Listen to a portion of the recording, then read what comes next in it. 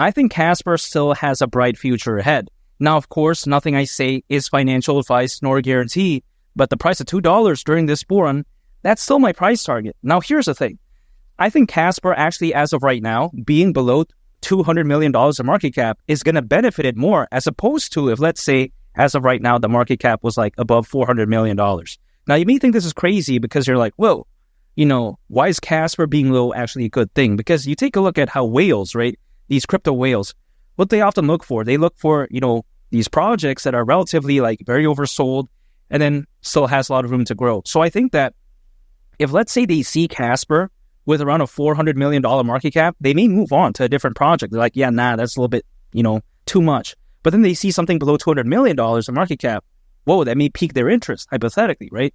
So when it comes to Casper, I think it has a better chance, actually, as of right now, doing a lot better as opposed to if it's like, around a $400 million market cap, for instance. And I think when we're seeing, these altcoins as of right now, some of them are reaching all-time highs, some of them are approaching all-time highs, doing a lot, better than Casper, arguably speaking. Even despite that, I still believe that this is actually going to benefit Casper because if, let's say, these projects are pumping and Casper relatively hasn't, done that yet, right? What are people going to try to do? They're going to try to look for gains again, hypothetically. They're going to potentially take profits and flow it into something maybe like Casper. So we never really know. But in my opinion, only time will tell. And historically, this has been the case in many instances. So I don't see why it would be any different when it comes to Casper. And if anything, it's more of a chance for me to lower down my average cost, right? Because anytime I earn income, I'm acquiring, I'm holding, and I'm just waiting. So it's really that simple.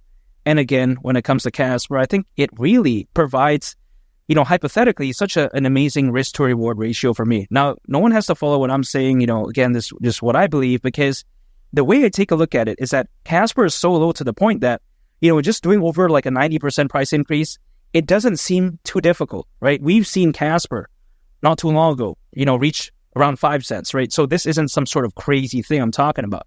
But on the flip side, could Casper go like 90% lower than right now?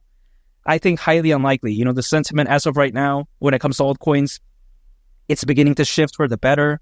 We take a look at how Casper, it's pretty much relatively bottomed out. I think like around a cent was when people are like, yeah, nah, we're not going to paper hand anymore because I think they stopped panic selling all this type of stuff. So yeah, I think better days are ahead. Sure, did the security breach kind of made Casper dip? Yes. But of course that got fixed. But even besides that, it's actually a blessing in disguise because even though it may seem kind of bad for the long-term bag holders, so to speak, I do believe that it's going to potentially, again, propel it for such an amazing future because due to that, the market cap did go pretty low. So people are like, oh, wow, now this could hypothetically be something massive. Because you got to think about how people, they go into the world of cryptocurrencies typically for potential gains. So when they see something like Casper, when they see a fundamentally amazing layer 1 blockchain that has fundamentals pretty much on par with an Avalanche, Solana, right? Algorand. When they see a layer 1 blockchain like that, but then the price is this low and also the market cap is this low, there's no telling as to, the potential full one buying pressure that could happen as a result of that. But it's just really a waiting game as of right now. And you got to think about how Casper is enterprise optimized. It's an amazing layer 1 blockchain with flexible deployment options, can easily transition between a private, a public, and a hybrid network. This is how amazing Casper is. Sometimes people don't understand it, but hey, man, I just believe that it's very amazing, at least personally speaking, for me. Now, you may be thinking, okay, when it comes to Casper, it's not better than these amazing layer 1 blockchains. No, I disagree because, okay, let's say people compare it to like Algorand or like, let's say, a Solana. Casper is not really missing anything there. You take a look at how Casper is highly scalable. So are they. You take a look at how they're very fast. Well, so is Casper. So when people like to say, oh yeah, Casper is bad, I don't agree with that. I mean, come on. When it comes to, these amazing layer 1 blockchains, they pretty much share the same traits when it comes to Casper. The way I view Casper is that it's basically like a second chance at like an Ethereum, like a Solana, like an Avalanche, hypothetically speaking. Even though Casper doesn't necessarily need to reach like the peak of like Ethereum or Solana level, it doesn't necessarily need to do that. But again, keep in mind, Casper is so low to the point that reaching the price of $2 is, around a 150x from here. So you can only imagine that. That's how amazing Casper is. Now, of course, this isn't financial advice nor a guarantee, but People oftentimes like to say that $2 is insane. Let's slash it down. Let's say it's like $1. That's still over 70x. Why is that bad? I just really don't get it. Some people like to say, oh yeah, if Casper never reaches like an Ethereum level, then it's Kaga. Well, no, man. I mean, Ethereum at one point reached over $500 billion of market cap. Casper has to reach nowhere near that. Even if Casper reaches like 5% of that, that's already party time right there. That's already time to celebrate, if you know what I mean. Time to go to Applebee's, Sizzler, whatever the case may be. However, here's the thing. People like to say that, oh, wow, when it comes to Casper against security breach, they like to bring this up. But they don't often consider how at one point, Solana did experience 8 different network outages in just a time span of a year. 8 in a year? That's so caca, in my opinion. That's terrible, man. Now, granted, Solana did fix all that type of stuff, but you got to consider how, as of right now, pretty much everyone has forgotten about it. So, yeah, once Casper goes to the price of like 25 cents, 40 cents, 50 cents, then really, people are not going to care about this type of stuff anymore. I do not need confirmation in order to know that Casper is going to hypothetically do well. People like to say, wait for Casper to go to the price of 20 cents. Can you imagine like the potential gains lost if I were to wait until that long? I mean, God, that would be complete caca nightmare. So I don't want to do that.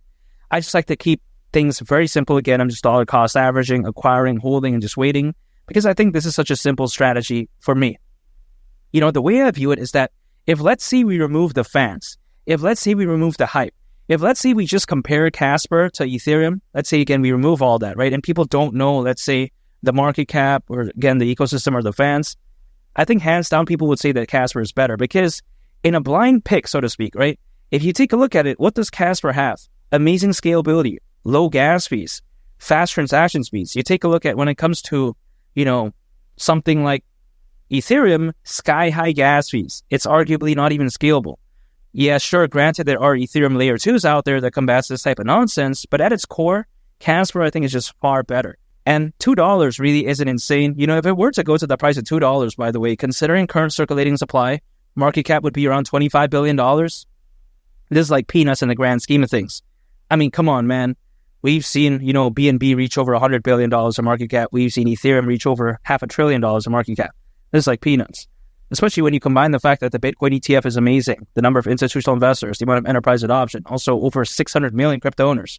Could you imagine what happens to Bitcoin, during this bull run, 150,000? That wouldn't be out of the question. And I think if it were to do that, altcoins are going to have such an amazing ride, and I really can't wait. I think when it comes to Casper, man, it's a sleeping giant, and I'm so excited to see, or should I say talk about Casper around a year and a half or 2 years from right now, because I think it could be so different. But it's just a waiting game at this point. And I really can't wait because, as we all know, altcoins, they've been known to peak as a worst case a year and a half after a Bitcoin halving event. So that would actually mean around October of next year, because the last Bitcoin halving event happened back in April. But even besides that, it's not waiting that much longer. I'll just continue my strategy anyways. Now, granted, would I like Casper to pump a lot sooner? Yes, that'd be so amazing. But, I can't just wave some magic wand and demand for that to happen. Typically, it takes some time. So that's why, again, I'm staying patient. And by dollar cost averaging, let's say the price does dip, I'll still be able to accumulate more. But if the price pumps, I don't miss out on it. That's why I continue to do that. And I really can't wait. Casper, let alone, again, at the price of $1 is already amazing, let alone $2. So yeah, I think better days are ahead. And I think that, man, it could be so special, hypothetically speaking, during this bull run. And again, I'm very excited. And if you want to ask me about, let's say my profit-taking strategy when it comes to Casper, if you want to know what I'm holding in my portfolio, if you want to interact with me, you want to get advice on maybe your portfolio, and also on top of that, if let's say you want to ask me about how do I become, a content creator, right? How do I, grow an audience, all this type of stuff. If you want to ask me tips and tricks on how to, create videos on YouTube, you can do that on my Discord. You can basically interact with me. And the link is in the description down below. I look forward to seeing all you there. And make sure to subscribe if you gain value from this video. I greatly appreciate it. It's been Lee the Captain, and I'll catch y'all on the next one. I'm out. Peace. Bye.